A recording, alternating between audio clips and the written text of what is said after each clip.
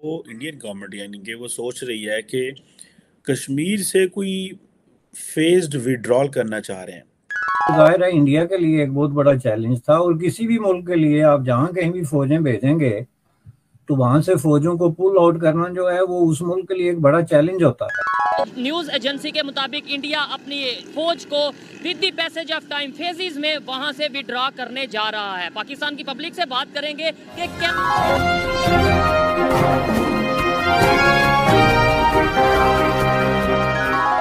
नमस्कार दोस्तों, आपका हमारे चैनल पर स्वागत है।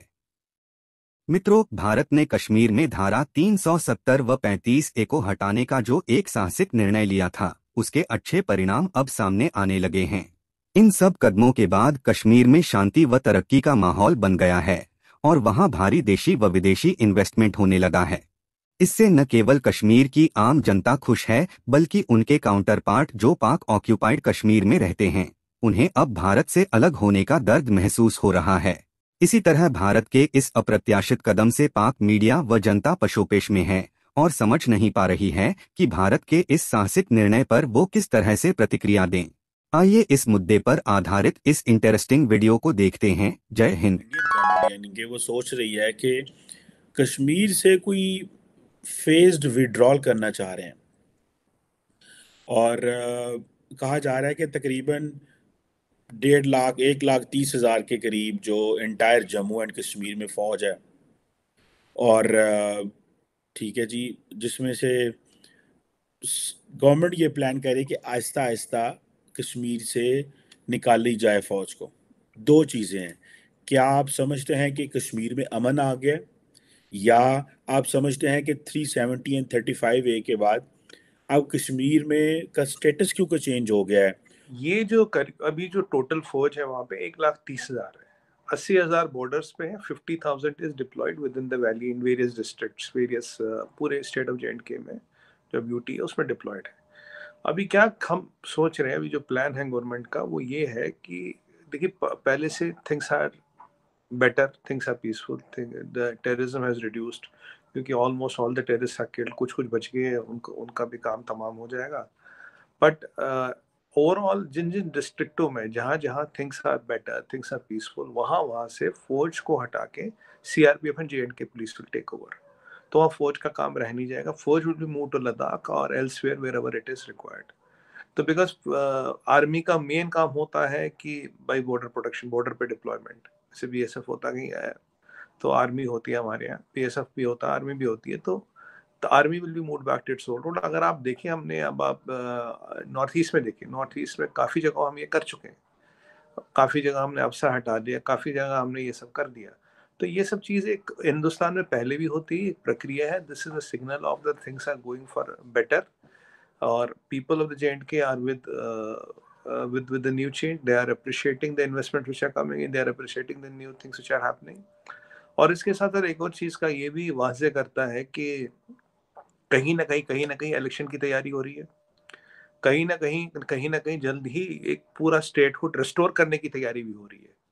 तो दो तैयारी हो रही है, इलेक्शन की तैयारी हो रही है और स्टेटहुड को रिस्टोर करने की। लेकिन जिस दिन से इंडियन जो मिलिट्री फोर्सेस उन्होंने कश्मीर में उनको तैनात किया है, उस दिन से लेके तो ये इंडिया के लिए इटसेल्फ, एक तो ये है ना कि जी पाकिस्तान ने मुतालबा कर दिया या कश्मीरियों ने कह दिया या कोई इंटरनेशनल फोरम कह रहा है कि जी आप फौजें काम करें या निकालें, कि एक बहुत ही लिमिटेड जो है वो रकबे पे, एरिए पे जो है एक high concentration of military forces जो है, और वो भी शहरों में। तो उस हवाले से ये फिर जाहिर है इंडिया के लिए एक बहुत बड़ा चैलेंज था। और किसी भी मुल्क के लिए आप जहां कहीं भी फौजें भेजेंगे तो वहां से फौजों को पुल आउट करना जो है वो उस मुल्क के लिए एक बड़ा चैलेंज होता है। उसकी वजह ये है कि आपने वहां पे एक जो है ना स्विफ्ट, एक फौरी तौर पे अमन कायम करके लोगों को तहफ़्फ़ुज़ देके तो वहां से फौजों को निकालना होता है। क्योंकि ये कोई इस तरह नहीं है कि आपने एक जगह फौज भेज दी तो वहां पे आपने फॉर एवर जो है वो डेरे डाल दिए। तो इस हिसाब से ये अचानक नहीं है, इस पे ये काम हो रहा था। लेकिन ये एक बहुत बड़ी डेवलपमेंट है, ये मैं आपको बता दूं। अगर ये खबर जो है इस पे अमल होता है तो इसकी वजह से ये बहुत सारी जो उनकी जो सिचुएशन कश्मीर में 19 के बाद बनी है 5 अगस्त। उसमें उनका जो प्लान था, एक ग्रेटर प्लान, ये उसका हिस्सा है।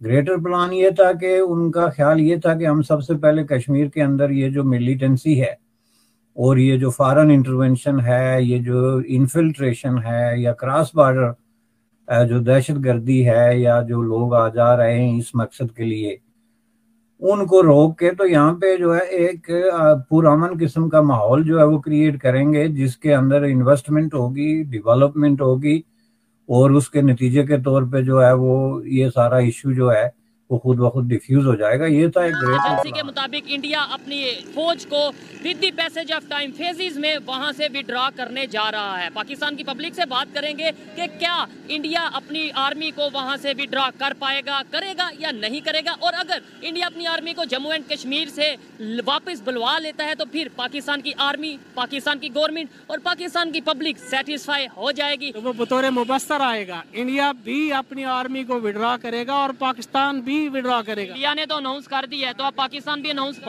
भी अनाउंस करे और यहाँ पर यूएनओ की आर्मी आए कश्मीर में, और फिर इसका कश्मीर का फैसला हो कश्मीरियों की उमंगों के मुताबिक। कश्मीरी ये कहते हैं, कश्मीरी ये चाहते हैं कि हमें हक खुद इरादियत दिया जाए, हमें अपने वोट का इस्तेमाल करने दिया जाए, इधर के हमने इंडिया के साथ रहना या पाकिस्तान के साथ रहना।